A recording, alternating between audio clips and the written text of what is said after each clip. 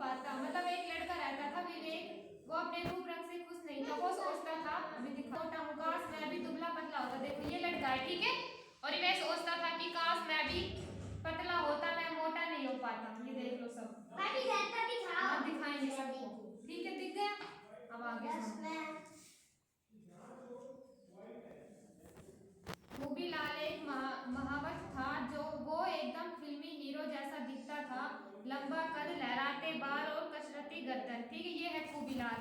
जो वो लड़का सोचता था कि मैं काश इसके जैसा होता, मैं मोटा नहीं होता, ठीक है। अब खूबीलाल हाथी पर बच्चों को बैठाकर बदलीपुर घुमाता और पैसे कमाता था। पैसे कमा, बच्चों को हाथी पर बैठाकर उसे घुमाता था और पैसे कमाता था। एक बात मत करो। खूबीलाल हाथी को चराने के लिए उसे विवेक के खेत में छोड़ देता, जहां हाथी दिन भर चरता और शाम को घर लौट जाता। ए हाथी, मेरे हाथी को अच्छे से चराना। ये खूबीलाल कैसा था बताओ? हाथी जैसा नहीं, खूबीलाल तो अच्छा था, सुंदर हीरो जैसा, लेकिन जो विवेक था वो हाथी जैसा था, मोटा सारा। ये खूबीलाल इससे कह रहा है विवेक से, ए हाथी, वो इसे हाथी क्यों कह रहा है? क्योंकि वो मोटा था, ठीक है। उससे कह रहा है, ए हाथी, मेरे हाथी को अच्छी तरह चराना। खुद की तुलना खूबीलाल से करते हुए विवेक और उदास रहने लगा। विवेक इच्छा करने लगा कि काश वो भी खूबसूरत दिखता, मैं खूबीलाल जैसा दिखता तो मुझे कभी हाथी नहीं कहता। वो अच्छा दिखता है, इसलिए सब उसे पसंद करते हैं और खुश रहता है। ऐसा कौन सोच रहा है? वो विवेक, उसका नाम है विवेक, ठीक है। वो सोच रहा है कि मैं खूबीलाल जैसा होता। एक दिन खूबीलाल रोता हुआ आधा फूल के पास आया। क्या हुआ खूबीलाल, क्यों रो रहे हो? वो कह रहा है खूबीलाल, मेरा हाथी गुम हो गया है। क्या हाथी कैसे गुम हो गया? मैं रोज हाथी के खेत में अपना हाथी छोड़ देता। हाथी के खेत में, किसे हाथी कह रहा है? वो दूसरा किसे हाथी कह रहा है बताओ? कौन है हाथी जैसा? नहीं, क्या नाम बताया मैंने? खूबीलाल तो सुंदर दिखता है। हाँ विवेक, विवेक विवेक को हाथी कह रहा है। तुम्हें किसी को ऐसे नहीं चिढ़ाना चाहिए। अब एक लड़की है, वो कह रही है खूबीलाल से कि तुम्हें किसी को ऐसे नहीं चिढ़ाना चाहिए, तुमने तो सिर्फ एक शब्द बोल दिया, पर इसे सुनने वाले पर कितना बुरा असर होता है पता है?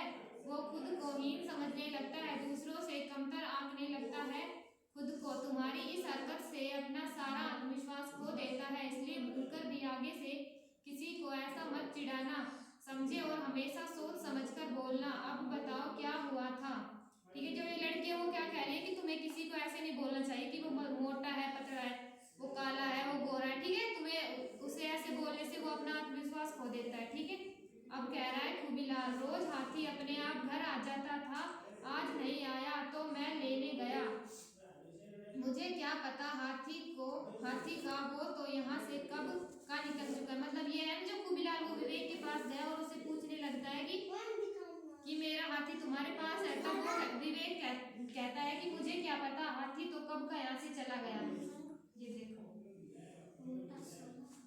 हाँ अब देखो, पता नहीं मेरा हाथी कहाँ है, मुझे मेरा हाथी चाहिए। वो अपने दोस्तों से कह रहा है खूबीलाल, पता नहीं मेरा हाथी कहाँ है, मुझे मेरा हाथी चाहिए।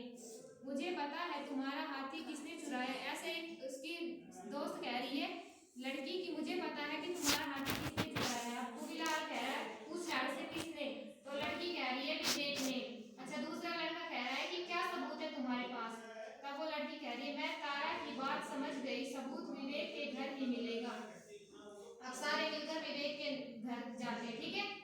अब कहते हैं कि वो रहा हाथी, उसका नाम विवेक है, उसे हाथी मत कहो। ये उसका दो, पहले तो वो है ना जो खूबीलाल, वो विवेक को कह रहा है कि वो रहा हाथी, फिर उसके बाद उसका एक दोस्त कह रहा है हाँ उस लड़के को कह रहा है कि वो रहा हाथी, तो फिर उसका दोस्त कह रहा है खूबीलाल से कि उसका नाम विवेक है, उसे हाथी मत कहो। वो कह रहा है कि उसे चिढ़ाओ मत, उसका नाम विवेक है, मुझे पक्का यकीन है कि हाथी की गुत्थी यहीं सुलझेगी। अब एक लड़की कह रही है कि जो खूबीलाल की